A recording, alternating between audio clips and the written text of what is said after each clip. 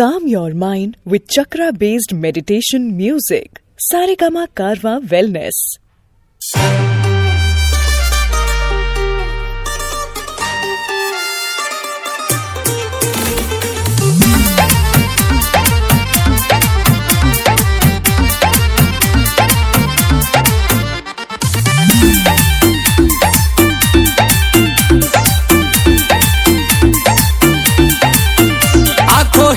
आंखों में आंखें चार होता है, दे दे दिल जो वहीं दिलदार होता है। आंखों में आंखें चार होता है, दे दे दिल जो वहीं दिलदार होता है।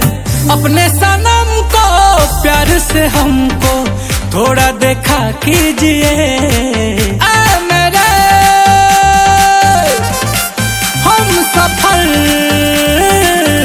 काले आंखों में तो चश्मा लगा लीजिए। मेरे हम सफल, काले आंखों में तो चश्मा लगा लीजिए।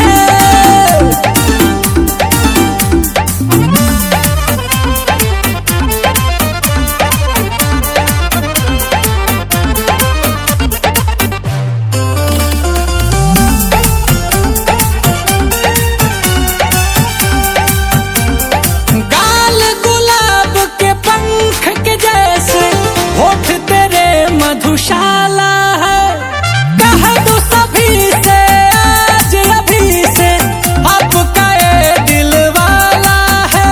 ऐसे हंस के दिल में बस के जरा सीने में तो चाहत जगा लीजिए।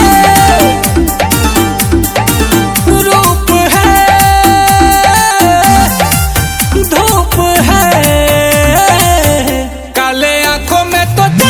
लगा लीजिए।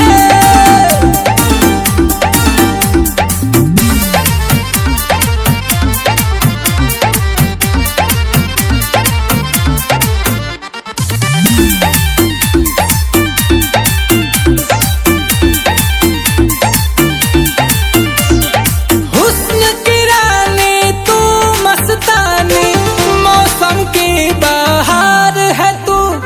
ताजमहल सी कोई गजल सी, नील कमल की प्यार है तू। ओ मेरी जान जा आए गा मजा, मेरे मीत ये गीत गुनगुना लीजिए। मेरे दिल के चैन, काले आंखों में तो चश्मा लगा लीजिए।